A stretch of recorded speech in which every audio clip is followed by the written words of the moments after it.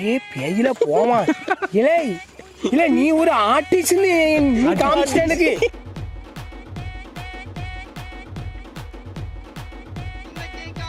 உயிரே உயிரே தப்பிச்சு எப்படியாவது ஓடிவிடு. ஐயோ வருதே மூதேவி வருதே. தப்பிச்சு எப்படியாவது ஓடிவிடு.